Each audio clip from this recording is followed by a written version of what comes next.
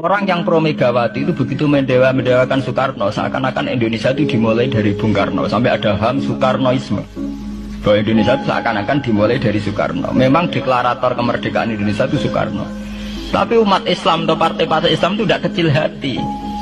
Karena embrio yang bernama Indonesia itu dari tahun 1908, sebelum ada partai nasionalis yang berani melawan kolonialisme Belanda adalah partai-partai Islam, sehingga kebangkitan Indonesia dimulai 1908. Karena saat itu yang pertama mencetus ide melawan Belanda adalah kiai-kiai Islam, yaitu saat itu bikin serikat dagang Islam, terus lama-lama menjadi serikat Islam, terus lama-lama menjadi partai Islam. Dimulai dari angkatannya Hos Cokroaminoto, jenis Haji Umar Said Sinten Cokroaminoto, itu disingkat jenis Hos Cokroaminoto. Jadi tidak bisa Indonesia itu meninggalkan partai Islam, karena dulu pertama pendiri era kepartaian niku malah partai-partai apa? Islam yang lahir di Solo, di Jogja. Bahkan sebelum ada negara yang bernama Indonesia, itu ada negara yang bernama Demak Bintoro, ada Demak Ngayogja napa? Karto. Itu semua negeri napa? Islam.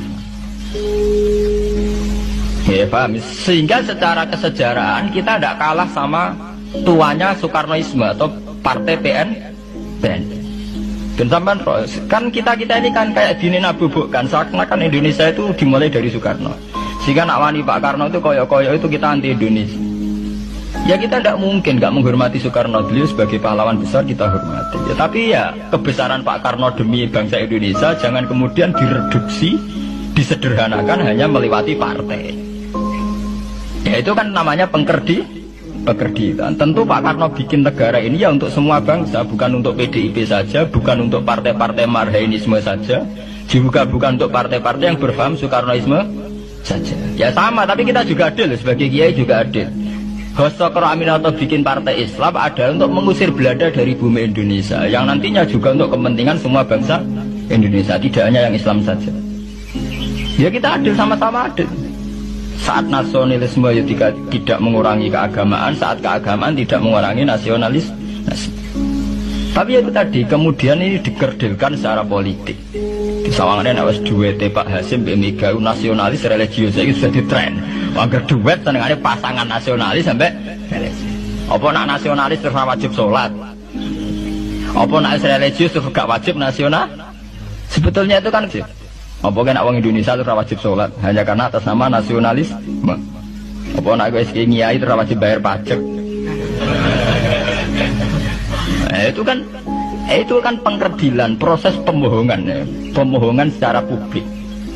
Itu dibodokno, sedurunge bodoh, itu kan itu kan repot.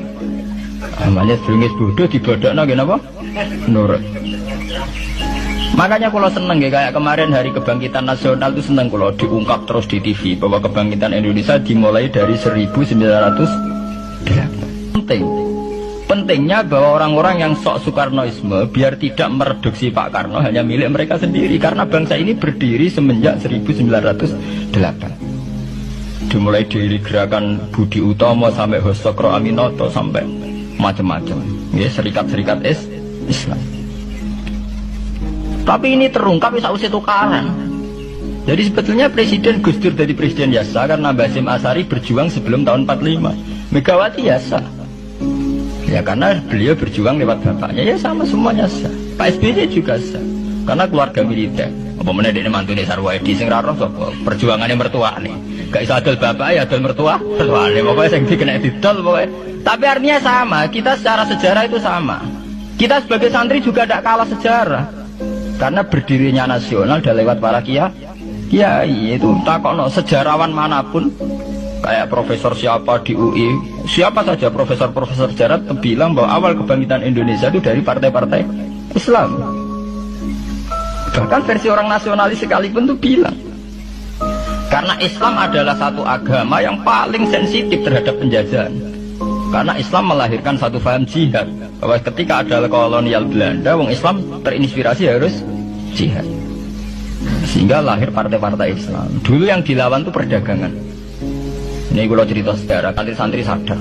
Jadi santri salaf dengan model sekarang sing ra roh duit, ra roh dagang itu sebetulnya mengkhianati pendiri santri. Lho mboten niku lho fair. Sing gak seneng dagang, gak seneng mergawe itu mengkhianati pendiri pesantren. Sampai lihat sejarah tahun 1908 itu namanya tidak SI, tidak Serikat Islam, tapi Serikat Dagang Islam. Karena para kiai adalah melawan dominasi Cina di Surakarta dan dominasi Belanda menguasai sentra-sentra perdagangan. Sehingga yang dilawan pertama adalah piye supaya kolonial gak menguasai aset-aset ekonomi. Sama takono sejarah, cek versi kiai, cek versi buku, asal gak versi klenek. Itu pertama yang dilawan para ulama adalah penguasaan aset ekonomi oleh Cina dan Belanda, sehingga mereka bikin serikat.